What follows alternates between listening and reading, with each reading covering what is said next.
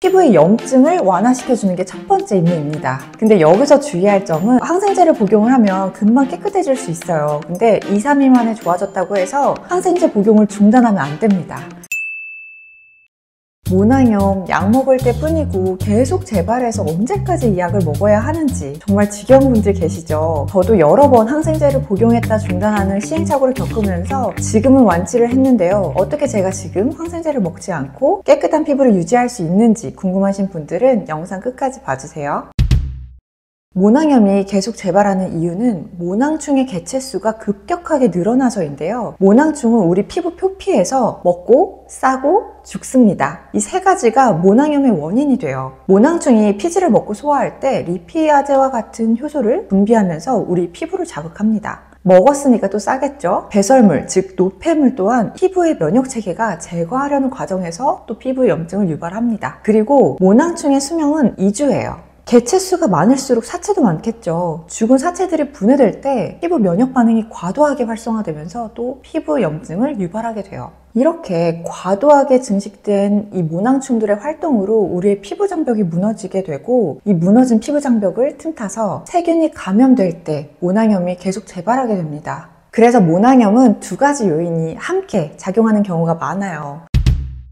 우선 모낭염이 생겼을 때는 피부의 염증을 완화시켜주는 게 첫 번째 임무입니다. 우리 모낭충들로 인해서 피부 장벽이 많이 무너진 상태이잖아요. 이때 염증을 먹는 항생제와 바르는 항생제로 완화시켜주세요. 근데 여기서 주의할 점은 항생제를 복용을 하면 금방 깨끗해질 수 있어요. 근데 2, 3일 만에 좋아졌다고 해서 항생제 복용을 중단하면 안 됩니다. 제가 했던 시행착오인데요. 깨끗하게 이 모낭충이 사라지지 않은 상태에서 중단을 하게 되면 이 살아있는 균들이 있을 수 있어요. 이 균들이 항생제의 내성을 가지게 됩니다. 그러면 지속적으로 재발했을 때 이 모낭염이 다시 사라지게 하는데 시간이 굉장히 오래 걸려요. 그래서 이게 단기 복용의 원인이 될 수 있습니다. 제가 모낭염이라는 걸 깨닫고 항생제 복용을 한 지 이틀 만에 깨끗해져서 제 마음대로 중단을 했습니다. 그때 정말 큰 실수를 했죠. 그래서 재발했을 때 동일한 항생제를 먹고, 그때는 이거 먹으면 금방 없어져 라는 이 확고한 신념이 있어서 그 항생제를 다시 복용했는데 이틀이 지나도 안 없어지는 거예요. 그때부터 조금 겁이 나기 시작했어요. 그래서 꾸준히 조금 더 먹었더니 5일 만에 또 잡히긴 했어요. 이게 이틀에서 5일이 걸렸잖아요. 시간이 더 오래 걸리더라고요. 그래서 균이 완전하게 제거될 때까지는 항생제 복용을 중단하시면 안 됩니다. 결국에 저는 세 번째 재발했을 때 다른 계열의 항생제로 미노신을 처방을 받았는데요. 그때 완치를 했습니다.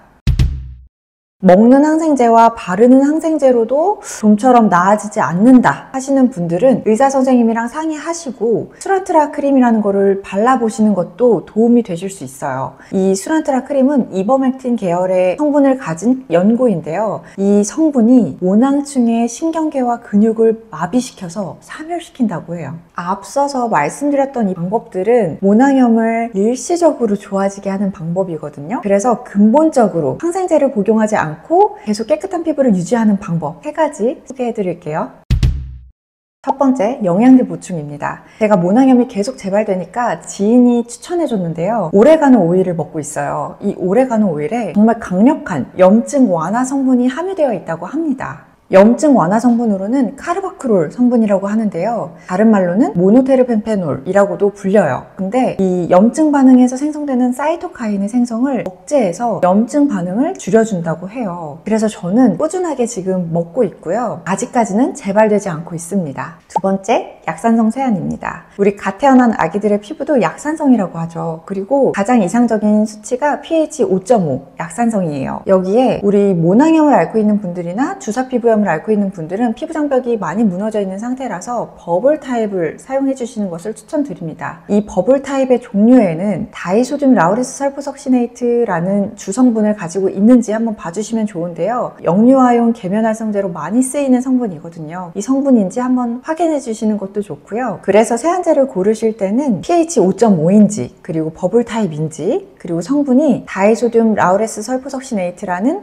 역류화용 계면활성제를 사용했는지를 한번 봐주시면 좋을 것 같습니다. 이렇게 약산성 세안을 해주시면 좋은 게 약산성 세안 습관은 과도한 피지 생성을 줄이고 병원균들이 또 살기 싫어하는 환경이기도 해요. 그래서 세안만 꼼꼼히 잘 해주셔도 모낭충의 번식을 줄일 수 있습니다. 마지막, 단일 보습제 사용하기입니다. 피부 장벽을 회복하기 위해서 저는 진정케어, 수분케어 여러 가지를 해봤는데 가장 눈에 띄게 효과가 있었던 거는 판테놀 성분이 들어간 크림 바르기였습니다. 빠르게 피부 장벽이 회복이 되면서 눈에 띄게 호전되는 걸 겪을 수가 있었고, 여기에 주의할 점은 너무 과잉 보습이 되지 않도록, 피지 분비가 너무 과잉 생성되지 않도록 하는 거고요. 그래서 딱 한 가지 제품으로 케어를 해주시는 걸 추천드립니다. 모낭충이라고 해서 계속 다 죽여야 하나? 또 그건 아닙니다. 우리 정상 피부에 계속 기생하면서 살고 있는 기생충이거든요. 이게 정상적인 개체수를 유지할 때는 이 모낭충들이 우리 피부의 각질이나 피지를 먹으면서 청소하는 역할을 해요. 이렇듯 피부 장벽이 무너지지 않게 평소 생활 습관을 개선을 하시고요. 또 영양제 보충도 잊지 마시고 피부 장벽이 늘 건강하게 유지될 수 있도록 하시는 것이 모낭염을 재발하지 않는